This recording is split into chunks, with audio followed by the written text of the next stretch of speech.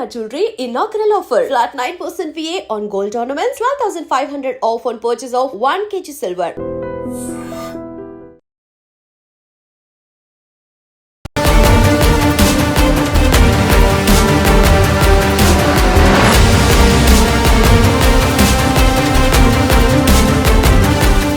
నమస్కారం, welcome to I dream. నేను మీ సంగీత.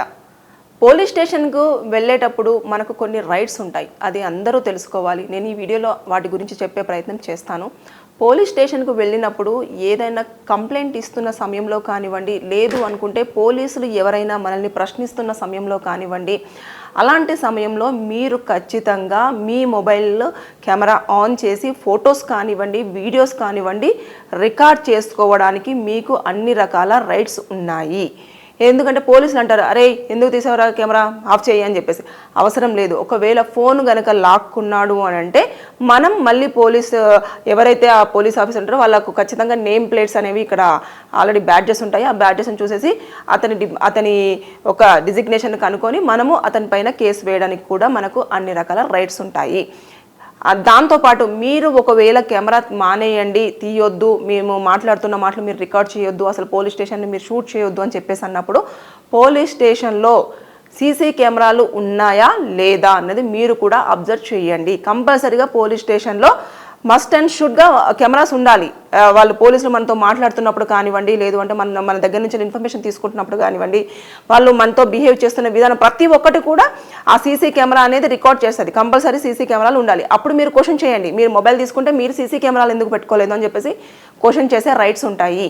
Madam మీరు బాగానే చెప్తున్నారు కూర్చొని, అక్కడ పోలీస్ స్టేషన్కి వెళ్ళిన తర్వాత సీన్ అంతా రివర్స్లో ఉంటుంది, వాళ్ళు ఖచ్చితంగా మమ్మల్ని కొడతారు అంటే వారికి కొట్టే రైట్స్ కానివ్వండి, మిమ్మల్ని ఒరై రారా పోరా అని పిలిచే రైట్స్ కూడా లేవు. కొంతమంది అయితే ఇంకా నేను ఆ మాట చెప్పలేను కానీ అలాంటి దుర్భాషలు కూడా యూజ్ చేస్తూ ఉంటారు. వాటిని మీరు రికార్డ్ చేసుకొని మీరు కనుక కోర్టులో ప్రొడ్యూస్ చేసినట్టయితే ఆ పోలీస్ ఆఫీసర్ యొక్క ఉద్యోగం పోయే అవకాశం ఉంది కంపల్సరిగా. ఎందుకంటే చాలా కాన్స్టిట్యూషన్లో చాలా వరకు ఒక నార్మల్ పర్సన్ని ఎలా రెస్పెక్ట్ చేయాలి, పోలీసులు వారితో ఎలా బిహేవ్ చేయాలి అనేది చాలా స్పష్టంగా చాలా క్లియర్గా మెన్షన్ చేయడం జరిగింది. అయినా కూడా పోలీసులు పట్టించుకోకుండా ఇష్టానుసారంగా తిడుతూనే ఉంటారు, కొడుతూనే ఉంటారు, అదేవిధంగా మాట్లాడుతూనే ఉంటారు, అంటే వాళ్ళని చాలా చిన్న చూపు చూస్తూనే ఉంటారు. ఇలాంటివన్నీ కూడా ఇంకా ఇమీడియట్గా తప్పు ఎటువైపు ఉంది ఎటువైపు లేదు అని తెలుసుకోకుండా పోలీసులు ఇలా బిహేవ్ చేస్తున్నారు అని చాలామంది నాకు చెప్తున్నారు. పోలీసుల విషయంలో మేము ఇలా అవుతుంది మేడం, ఇలా చేస్తున్నారు మేడం అని చెప్పేసి. ఇంకొకటి, పోలీస్ స్టేషన్లో ఇలా కెమెరాస్ విషయంలో ఇలా ఉంటే ఎప్పుడైనా పోలీస్ స్టేషన్ నుంచి వెళ్ళి పోలీసులు ఎవరైనా సరే మిమ్మల్ని మీ పేరు మీద ఇలా ఒక కేసు ఫైల్ అయింది, మీరు అర్జెంటుగా రండి స్టేషన్కి అని చెప్పేసి పిలిచారనుకోండి, గబాళ్ళ పరిగెత్తుకుంటూ వెళ్ళకండి.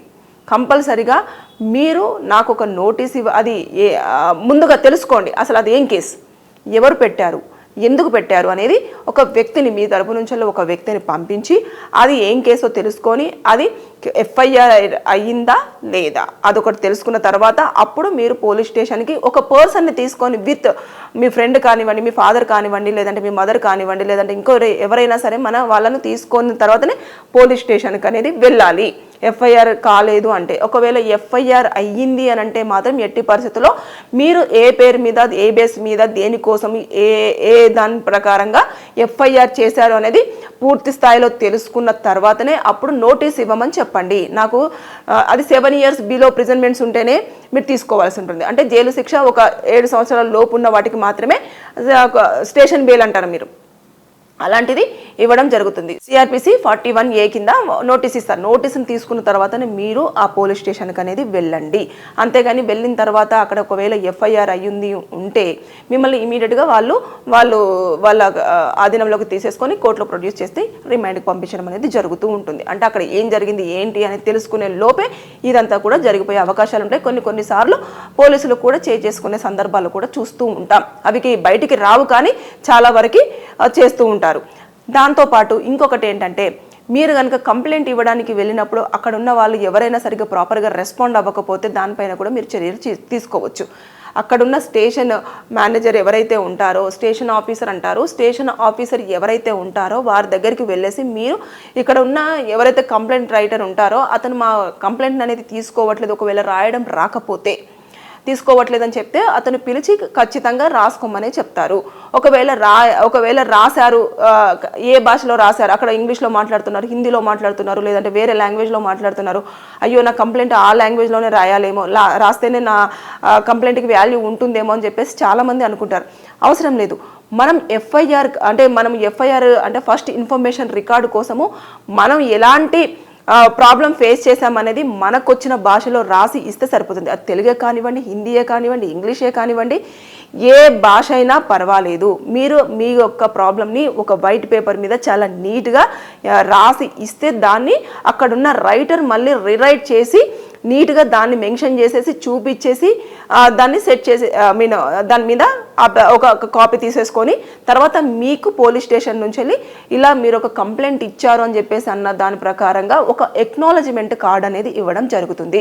చాలామంది ఏం చేస్తారు అంటే పేపర్లో రాసి ఇచ్చేసి ఆ కంప్లైంట్ ఇచ్చేసిన తర్వాత సరే బాబు ఓకే మేము చూసుకుంటామని చెప్పేసి అనగానే చాలామంది ఏం చేస్తారు, వెనుదిరిగి వచ్చేస్తూ ఉంటారు. ఇంకా ఓకే నేను ఇచ్చేసాను కదా కంప్లైంట్ అని చెప్పేసి. అలా కాదు. కంప్లైంట్ పోలీసు వాళ్ళు రిసీవ్ చేసుకున్నారు అనడానికి ఒక సాక్ష్యం ఏంటంటే మీరు ఎప్పుడైతే వారికి ఆ కంప్లైంట్ ఇచ్చిన వెంటనే వారు కంప్లైంట్ రిసీవ్ చేసుకున్నట్టుగా వాళ్ళ దగ్గర ఉన్న రిజిస్టర్ కాపీలో వాళ్ళు రాసుకుంటారు. ఏమని అంటే డేటు, మీ పేరు, మీ ఫోన్ నెంబరు, ప్లస్ తర్వాత మీరు కంప్లైంట్ ఏదైనా ఇచ్చారు ఏంటి అనే దేని గురించి అని చెప్పేసి నీట్గా రాసుకొని మీ సిగ్నేచర్ తీసుకుంటారు. తీసుకున్న తర్వాత వారు ఒక ఎక్నాలజ్మెంట్ కార్డ్ అనేది మీకు ఇవ్వడం జరుగుతుంది.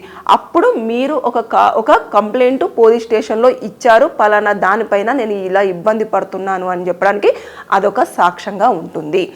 అంతేగాని ఇవ్వంగానే వాళ్ళు తీసేసుకున్న వెంటనే మీరు అక్కడ పోలీస్ స్టేషన్లో కంప్లైంట్ ఇచ్చినట్టు కాదు. ఇన్ని రకాలుగా కూడా ఉంటుంది. మీరు పోలీసులకు భయపడాల్సినంత అవసరం లేదు. అసలు కాన్స్టిట్యూషన్లోనే లేదు. అసలు పోలీసులు ఇలా మాట్లాడాలి, అలా మాట్లాడాలి, ఇలా బిహేవ్ చేయాలి, ఇలా తీసుకోవాలి, అలా తీసుకోవాలని చెప్పేసి ఎక్కడ కూడా లేదు. కాబట్టి మీరు ధైర్యంగా స్టెప్ తీసుకోవచ్చు. ఒకవేళ మీరు కనుక అలా క్వశ్చన్ చేస్తున్నారు అని అంటే అప్పుడు పోలీసు వాళ్ళు మీతో దురుసుగా బిహేవ్ చేస్తే అక్కడే మీరు ఏమనకండి. వచ్చిన తర్వాత మన చట్టాలలో కాన్స్టిట్యూషన్లో ఉన్న ఏ చట్టం ప్రకారంగా వెళ్తే మీకు న్యాయం జరుగుతుందో దాని ప్రకారంగా వెళ్ళి చూడండి తప్పించి మీరు అక్కడ వాగ్వాదం చేసేసుకొని పోలీసుల మీద అరిచి, ఎందుకంటే అతను గవర్నమెంట్ ఎంప్లాయీ, అతను డ్యూటీలో ఉన్నాడు, అతని ఒంటిపైన కాకి డ్రెస్ ఉంది. అలాంటి ఒక గవర్నమెంట్ ఎంప్లాయీని మనం గనక తిట్టినా లేకపోతే చేసుకున్నా అతనితో ఆర్గ్యుమెంట్ చేసినా సరే తిరిగి వాళ్ళు మన మీద కేసు పెట్టడానికి వాళ్ళకు రైట్స్ ఉంటుంది. అంటే నాతో ఇలా బిహేవ్ చేశాడు, ఇలా జరిగింది అని చెప్పేసి చెప్పడానికి ఇలా ఉంటుంది. కాబట్టి పోలీస్ స్టేషన్కి వెళ్ళే ముందు జాగ్రత్త. పోలీస్ స్టేషన్కి వెళ్ళిన తర్వాత మనకున్న రైట్స్ ఇవన్నీ ఉన్నాయి. సో మీరు ఎప్పటికప్పుడు చట్టాలు తెలుసుకోండి, అవేర్నెస్ అవుతూ ఉండండి. అంతేకాని మీరు తెలియకుండా గబాల్లో పోలీస్ స్టేషన్కి వెళ్ళి ఇష్టం ఉన్నట్టుగా బిహేవ్ చేసి, ఇంకొకటి చాలామంది రికమెండేషన్స్తో వెళ్తూ ఉంటారు, అన్న నా మీద ఇట్లా కేసు అయ్యింది కొంచెం మాట్లాడు అని చెప్పేసి. అది పోలీసుల ఈగోని హర్ట్ చేసినట్టే. దయచేసి మీరు గనక ఒకవేళ కంప్లైంట్ వచ్చింది అన్నప్పుడు అది ఏం కంప్లైంటో మీరు తెలుసుకొని ఇమీడియట్గా మీరు సాల్వ్ చేసుకొని కొంచెం రిక్వెస్ట్ వేలో వెళ్తే పోలీసులు దాన్ని ఎఫ్ఐఆర్ చేయకుండా కొన్నిసార్లు ఆపే ఛాన్సెస్ ఉంటాయి. మీరు ఎప్పుడైతే రికమెండేషన్ చేపిస్తారో ఆ రికమెండేషన్ చేయించడంలోనే వారి ఈగో అనేది హర్ట్ అయ్యి నేను పిలిస్తే రాకుండా ఎవరితోటో కాల్ చేయించారు అని చెప్పేసి వాళ్ళు ఏం చేస్తారంటే వారికి ఉన్న కోపంతో ఇమీడియట్గా ఎఫ్ఐఆర్ అనేది ఫైల్ చేయడం అనేది జరుగుతుంది. చాలా కేసులలో అలాగే జరుగుతుంది. నేను పిలిస్తే రాకుండా ఎవరితోటో ఫోన్ చేయించావేంట్రా, రాగానే ఇలా మాట్లాడుతూ ఉంటారు పోలీసులు. అంతేకాకుండా వాళ్ళు చెప్తే నేను వింటాను అనుకున్నావా అని, అరే వీడి మీద ఎఫ్ఐఆర్ చేసేయనరా అని చెప్పేసి ఇలా చెప్తూ ఉంటారు పోలీసులు. ఇలాంటివన్నీ కూడా మీరు ఫోన్లో రికార్డ్ చేసుకొని కోర్టులో మీరు ఎప్పుడైతే ప్రజెంట్ అవుతారో ఆ టైంలో కనుక జడ్జి గారి ముందు ప్రజెంట్ చేశారు అంటే ఖచ్చితంగా వారికి పనిష్మెంట్ ఉంటుంది. సస్పెండా లేకపోతే మొత్తం ఉద్యోగం నుంచి టర్మినేషన్ అనేది కూడా కోర్టు డిసైడ్ చేస్తుంది. ఇలాంటి రైట్స్ అన్నీ ఉన్నాయి. కాబట్టి మీరు ఎప్పటికప్పుడు చట్టాల మీద అవగాహన పెంచుకుంటే అన్ని రకాలుగా మనం సేఫ్ సైడ్గా ఉంటాము. ఈ వీడియో చూస్తున్న వారికి ఎవరికైనా సరే ప్రాబ్లమ్స్ ఉంటే, అంటే అది లీగల్ పరంగా ఇలాంటి డౌట్స్ ఉన్నా సరే కింద కామెంట్ రూపంలో తెలియచేయండి. నేను దానిపైన వీడియో చేసి మీకు పూర్తి సమాచారం ఇవ్వడానికి ట్రై చేస్తాను. Thank you. And don't forget to subscribe to iDream. And for more videos, please subscribe to iDream. Please subscribe to iDream. Please subscribe iDream. And please subscribe to iDream. For more videos, subscribe to iDream. please like, share and subscribe to the channel. Congratulations, iDream. Subscribe to iDream. Subscribe to iDream. So subscribe to iDream Media. iDream ki iDream team andarki huge congratulations. Please subscribe iDream Media. Please subscribe to iDream. Subscribe iDream. Please subscribe to iDream. I dream అంటే నా కళల channel subscribe చేసుకున్న నోరు తిరుగుతలేదు. మీరైతే గంట గుర్తు కొట్టండి. For more such videos, please subscribe to iDream. Subscribe to iDream. Please subscribe to iDream. Please subscribe iDream Media. Please do subscribe to iDream. Please subscribe to iDream Media. For best entertainment and information, please subscribe iDream.